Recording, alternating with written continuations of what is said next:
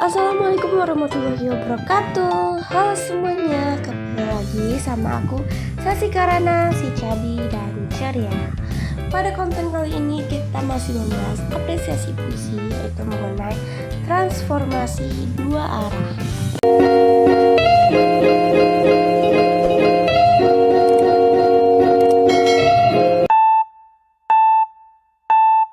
Like, komen, dan subscribe.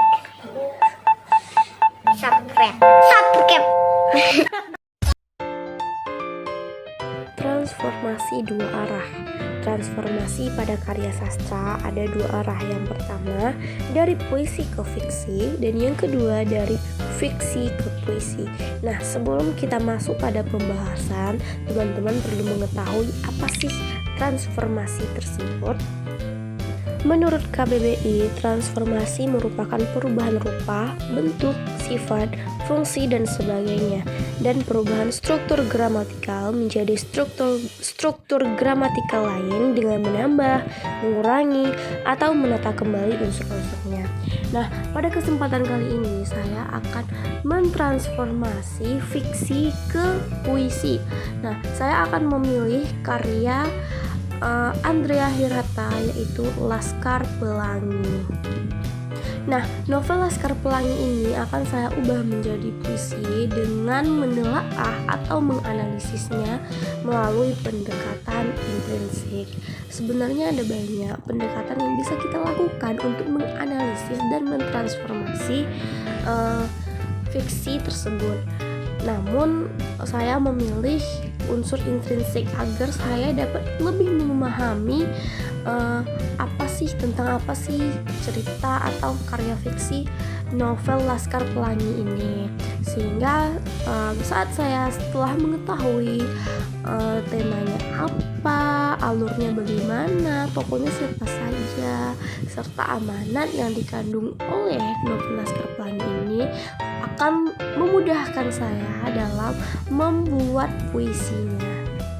Unsur intrinsik yang pertama yaitu tema. Tema pada novel Laskar Pelangi ini yaitu mengenai pendidikan dan persahabatan. Jelas novel ini menceritakan bagaimana perjuangan 10 anggota Laskar Pelangi dalam menempuh pendidikannya dan menjalani hidup bersama-sama sehingga menjadi sahabat yang sejati. Diceritakan seperti apa, bagaimana persahabatan yang terjalin antara anggota Laskar Pelangi ini dalam memperjuangkan pendidikannya masing-masing. Unsur intrinsik yang kedua yaitu penokohan. Tokoh yang pertama adalah Ikal. Ikal memiliki watak yang baik dan dia adalah yang paling pintar di antara anggota Laskar Pelangi yang lainnya. Ikal ini memiliki minat di bidang sastra dan dia juga rajin menulis puisi. Saat besar Ikal ini berhasil bersekolah di Amerika. Tokoh yang kedua yaitu Lintang. Lintang ini memiliki otak yang jenius dan ingin menjadi ahli matematika. Namun pendidikannya harus kandas dikarenakan setelah dia mengikuti cerdas cermat, ayahnya dikabarkan meninggal dunia dan dia harus putus sekolah karena harus menjadi tulang punggung keluarga. Tokoh yang ketiga yaitu Sahara, satu-satunya perempuan di dalam anggota Laskar Pelangi yang memiliki sifat keras kepala dan juga pintar. Selanjutnya ada Mahar. Mahar ini memiliki wajah yang tampan dan dia sangat menyukai kesenian. Mahar pernah menjuarai lomba karnaval, yaitu lomba tari dengan tema mengenai dukun-dukun atau hal-hal yang mistis karena Mahar menyukainya. Tokoh yang selanjutnya ada Akyong. Akyong satu-satunya anggota Laskar Pelangi yang berdarah Tionghoa.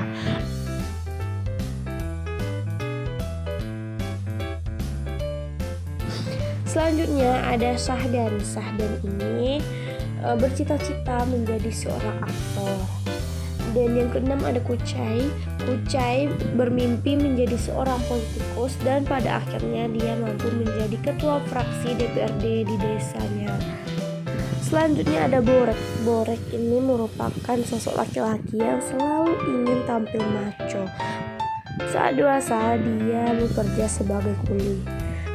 Yang kedelapan ada Harun. Harun ini memiliki keterbelakangan mental yang menjadi penyebabnya terlambat masuk sekolah.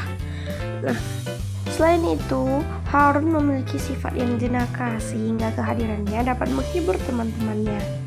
Yang terakhir ada Trapani, memiliki sifat yang pandai, namun dia terlalu bergantung pada ibunya sehingga saat ibunya tidak ada, dia kehilangan arah sehingga masuk dalam rumah sakit jiwa.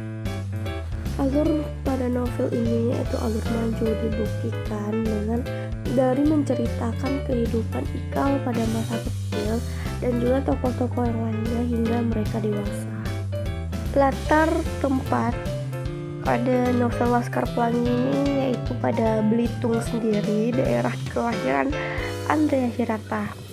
Nah, ada beberapa tempat. Yang pertama ada sekolah Muhammadiyah, tempat anggota Laskar Pelangi itu bersekolah dan ada di bawah pohon, di dalam gua. Sudut pandangnya yaitu sudut pandang pelaku utama dari tokoh Ikal sendiri yang bercerita dan menggunakan kata aku. Sedangkan untuk amanatnya yaitu semangat, gigih, jangan mudah menyerah dan putus asa dengan keadaan. Tetap bersemangat walau apapun itu rintangannya, tetap gigih dalam memperjuangkan pendidikan. Dan dalam memperjuangkan pendidikan tersebut kita juga harus tetap bergembira, optimis dan jangan mudah pesimis. Lalu berjuang dengan gigih juga dalam bermimpi dan bercita-cita yang tinggi. Nah teman-teman, itulah unsur intrinsik yang dimiliki oleh novel Laskar Pelangi. Nah, setelah diketahui unsur intrinsik ini, maka kita bisa membuat puisi dari novel Laskar Pelangi ini karena kita sudah memahami bagaimana ceritanya, tentang apa dan apa saja pelajaran yang bisa kita ambil.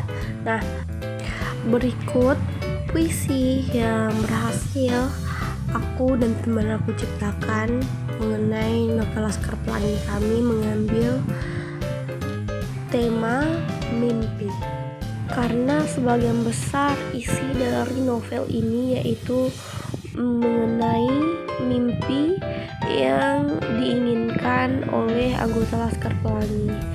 Susah payahnya mereka saat menempuh pendidikan demi mimpi yang ingin mereka capai. Nah, itulah tadi pembahasan kita mengenai transformasi dua arah dan analisis novel Laskar Pelangi menjadi puisi. Semoga teman-teman dapat memahaminya ya. Terima kasih sudah menonton. Assalamualaikum warahmatullahi wabarakatuh.